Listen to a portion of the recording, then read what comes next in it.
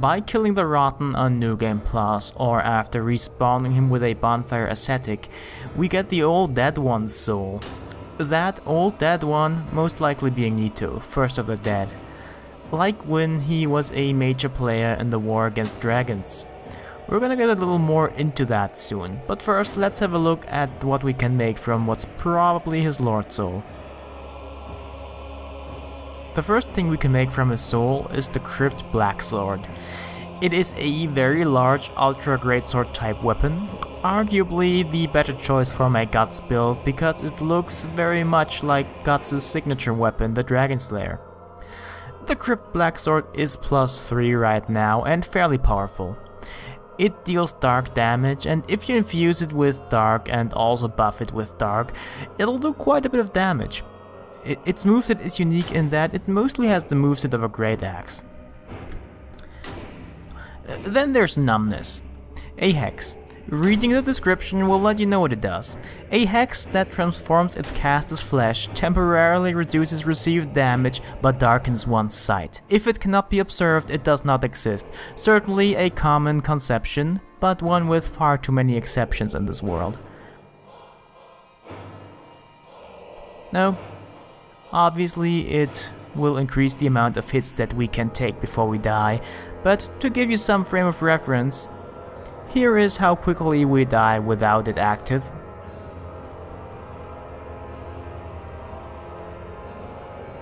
If I'm not mistaken, this was considerably more damaging to us and actually one hit less until we died.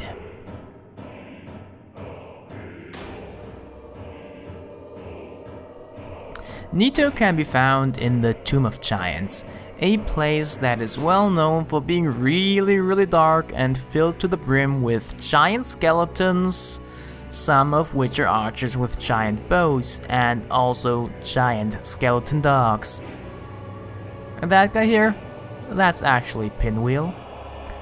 Because the last part of the area is actually filled with tons of him and also tiny skeleton babies. So a group of clerics is tasked with going down there to retrieve the Rite of Kindling to help strengthen the bonfires. The Rite of Kindling is actually obtained from Pinwheel, by the way.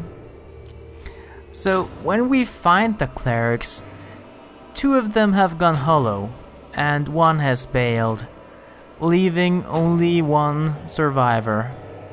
The place we find them in oddly is past the point where we actually find the Rite of Kindling, leaving us to wonder what they were actually doing down there or if they had any idea what they were doing.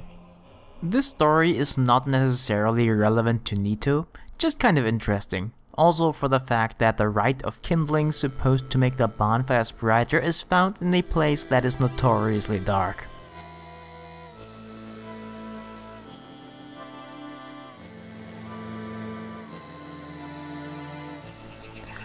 Out of the 4 lords, Nito is the only one who did not get corrupted in some way. Seath, he went insane. The Witch of Izalith condemned her daughters of chaos and herself to become demons. And Gwyn was consumed by the fear of fading away together with the flame that gave him his power. Nito? He just chilled out in a coffin in a cave. There's nothing that we know of that he did after the war against the dragons ended.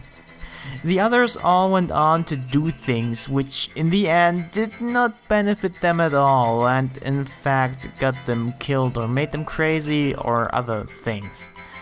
As I said, Nito is the only lord who did not get corrupted in some way, so whatever that term, if anything, is even worth. The one that we call Gravelord Nito, first of the dead, is the purest of the 4 lords. I'm pretty sure the only reason he even attacks us once he reaches place is because he knows we're coming to get his Lord Soul. And despite being an embodiment of death, he actually has a sense of self-preservation. One might think that he attacks us because the concept of undeath is a personal insult to him and his work, but he actually employs undead in his covenant, the Gravelord servants, which is all about spreading death to other players' games. You can join that covenant by resting in a particular coffin with a partially opened lid and wait for some skeleton to transport you to Nito's chill crib. He won't attack you, he won't even talk to you. He'll just be there and wait for you to pray to him so he can let you join his covenant. The most interesting part about Nito though, aside from his relative apathy, is his title, the First of the Dead. It can mean one of two things, or both of them. It might refer to him being the first in rank among the dead, but the more interesting interpretation would be that he was the first living being to actually die. Given that before Nito and the other lords showed up there were only dragons blessed with eternal life, that makes sense. Of course, in the end it turned out that a dragon's eternal life only lasts until someone kills it. But anyway, this would make Nito the first quote-unquote undead. The quotes here only indicate that the game's definition of undeath is a different one that applies to humans afflicted with a curse that you should all be familiar with. So, much like the Iron King, or rather his corpse was influenced by Gwyn's soul, the Rotten was influenced by Nito's soul. I pointed out that there's one body on the Rotten's shoulder that actually appears to be, well, the Rotten, the rest being more of a puppet composed of corpses. We can't really say for sure if that one guy on the shoulder is someone who bears significance or not. Chances are it doesn't even matter. So far, we don't actually know if the old ones are to a larger part themselves and merely influenced by the Lord Souls they also appear to carry, or if it's the other way around. We could argue that Gwyn's soul sought to relive his former role as a ruler, or perhaps the fire, and so he went to a place that was full of it. But Nito, we could say that he was drawn to the depths of the earth, where darkness, poison and death reign, though the latter is mostly confined to the Rotten's design itself. The matter of the fact remains though, that the Rotten and Nito just mind their own business deep under the earth until someone came along to take their souls. What a dick.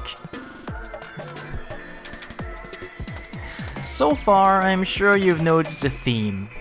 For every old one we get an additional soul on New Game Plus, and it always seems to reference one of the original 4 lords.